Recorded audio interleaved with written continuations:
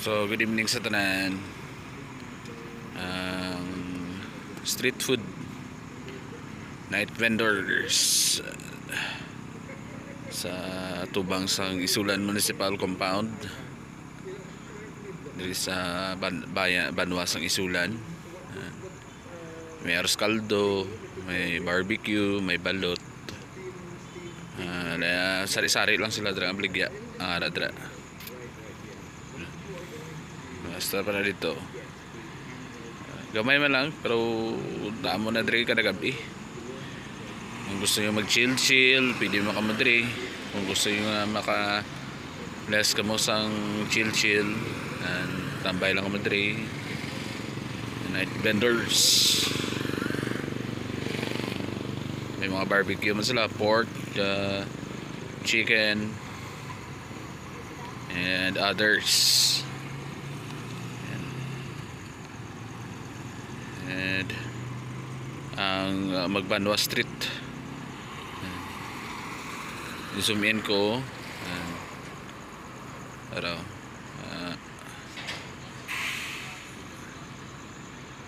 adlaw na sila open diri guys, except sa holidays.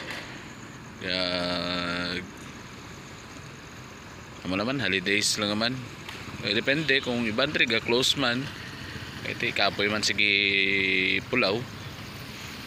Iban nas na magaga, iban 11 pa lang or 10 puli na. Nami ang panahon, damo man gatambay damo man diri gatambay.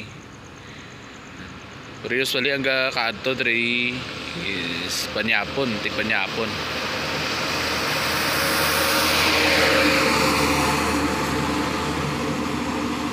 Ang start nila diri sa iban usually is 2 PM. Alas 2 ng hapon.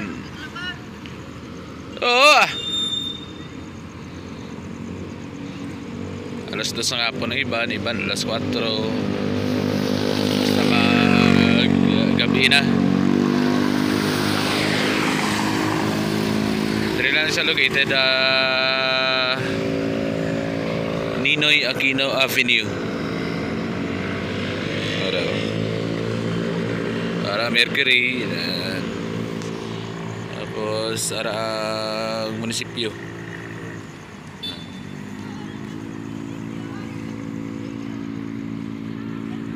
Mandra may suki man ko dra, damo man ko suki sa kaldo kag barbecue. Tambay dra kami nagkaon sa totong pag-reunion namon sa nalipat ko sa gikanan namon diri guys. To pag grand alumni sa Isulan National High School. Upod ko ang batch 2005 and shout out lang gali sa Isulan National High School batch 2005. And also kay Rod Carl sang CEO Filipino ganito, nalipat lang ko basta tong feature ko one time guys nga kananan.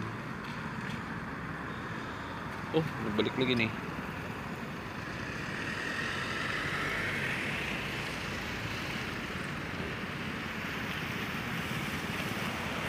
shout out man ng Alpinos Cafe and Resto Bar, Kuya Nois Kainan, Manok ni Papi, ang Papoy's Ihaw and Resto, El Hector Resort, and also sa J&H Marketing sa Isulan branch. Meron sila branch ang J&H Marketing sa Sorala, Santo Niño, Mlang, and Kabakan.